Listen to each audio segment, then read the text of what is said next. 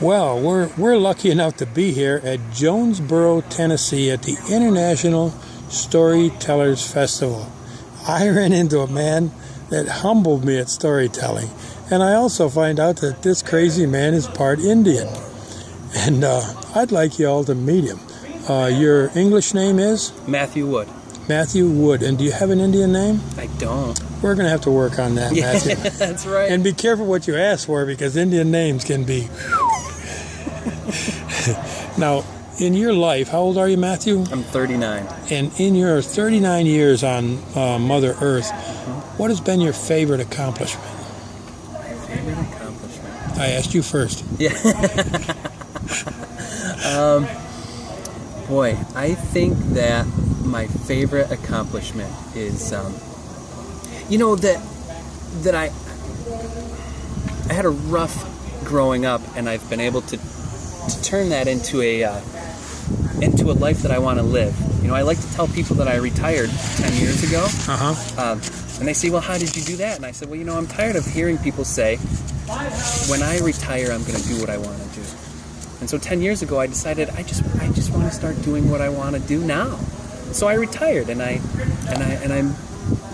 think my favorite accomplishment is that I'm able to do that. I'm able to travel. I'm able to work. I'm fortunate enough to have a pretty good job and a flexible job that lets me do things like this and travel to storytelling festivals and meet really cool people and different people. And different people, yeah, and I love it. And to collect their stories, and I think that's another piece too. Is as a visual artist as well, I'm able to help people tell their stories in pictures, and I think that gathering stories and telling stories and just being part of that oral tradition and being part of somebody's stories is really intimate, and I'm very fortunate to be able to do that and be part of that. Now, what do you call your favorite place on Earth? My favorite place on Earth? I asked him first. Yeah. Sorry, I keep repeating your questions. That's all right. I think there's a creek in upstate New York called Sandy Creek, and there's a branch that comes off of it called the Little Sandy Creek, and along the Little Sandy Creek, they both flow into Lake Ontario. And in this Little Sandy Creek is an area that I grew up. My grandparents had a camp there, and I would go and I would just walk the creek every day. I would hike the creek, and there would be days that I was the only person there. I started when I was 13 and probably spent every summer until I started working at summer camp there, for 3 or 4 years. And there were times I would just lay in the bottom of the creek and look up and let the water wash over me and just let that just kind of gather the energy coming from the creek and letting it take away all my stuff. That's got to be my favorite place. It really is beautiful. Now, I actually know that creek. That's a huge salmon spawning ground, isn't it? It is, yes, yeah. Enormous salmon. Yeah. And what has been your favorite accomplishment in life?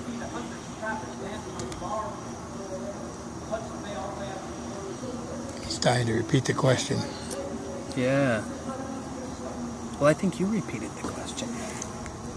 Did I answer already what my favorite accomplishment is? Retirement. And I need to, yeah. All right. Now, this is very optional. What's been your very worst moment of your life?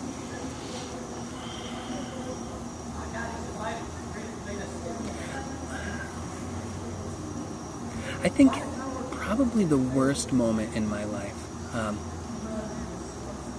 isn't one particular moment, but is a series of moments that have happened over the last 2 years, actually. I really started allowing myself to accept the things that I experienced as a child, which is incredibly intense and really difficult. And as a side note, storytelling is a really great way to release them. And it's very healing and therapeutic for me. And as I started going through that process of really trying to heal that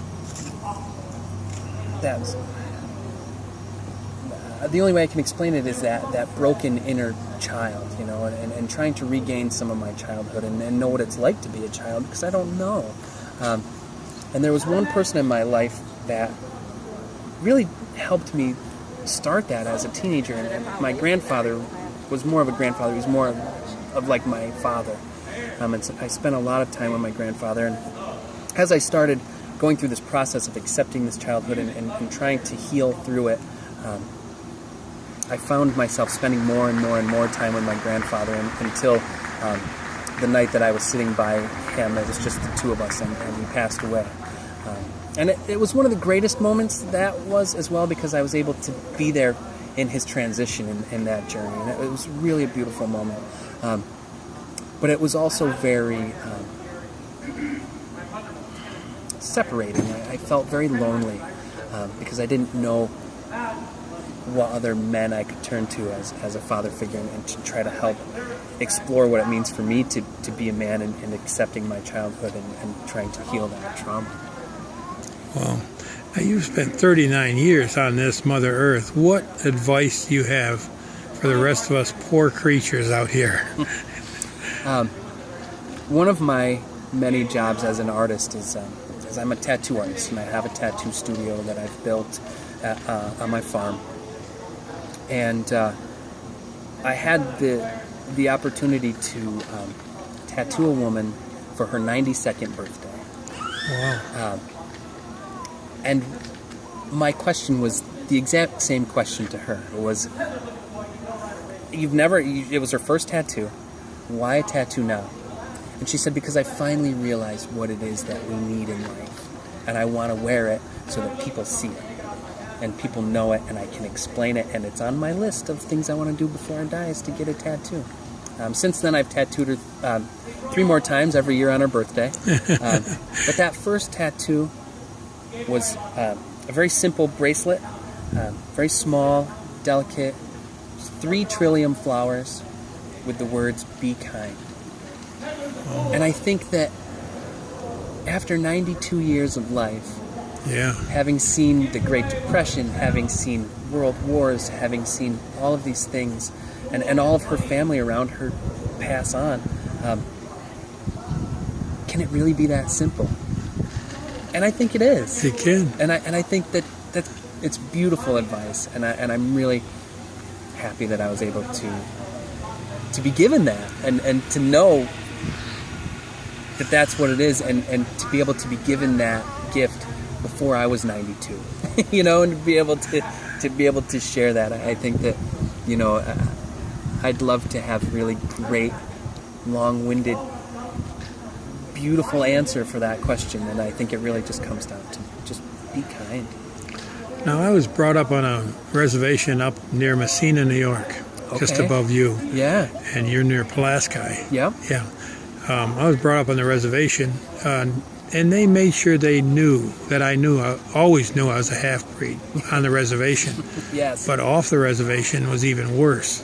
I was always a full-blooded Indian, and they hated me for that. So I grew up as a chameleon, and my mentor, Sanaguade, which means does everything with his left hand. He's left-handed.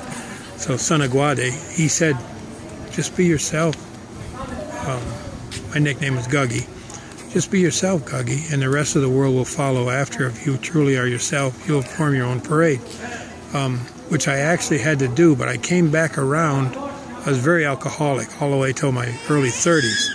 When I sobered up, not finding any salvation from Catholicism, I had to go back to the Indian religion, which is very simple. It's Mother Earth, Father Sky, and Grandmother Moon. There I found salvation. I kind of consider myself a Johnny-come-lately Injin, which I think might be your explanation. How long have you known you're part Indian? There was always jokes when I was growing up about how we were French Indian. But I was never given any more information than that. And it wasn't until after my grandmother died that my grandfather gave my brother and I a portrait of her mother. And he said, well, there she is, one of the 2 people that created your grandmother, and they were both French Indian. Yeah. So it wasn't until I was 19. So the question I'm leading up to, Matt, is how do you feel about being Native? I really love it, and one of the reasons for that is, and I don't think that it puts me on a pedestal. I don't think it puts me above anybody else. But I feel like I'm able I don't know. I feel that spirit. I feel that connection with the earth, and I feel that really strongly. And I think that, you know, I can feel that without that blood in me. I believe that. But maybe it's just, I don't know, maybe it's just knowing and having that pride of that. But again, I feel very fortunate to have that and to be able to have that connection and to feel like I understand it. And again, I'm really grateful. Matt, I thank you for this interview, buddy. Yeah, thank you. You've overwhelmed me. Thank you. Thank you.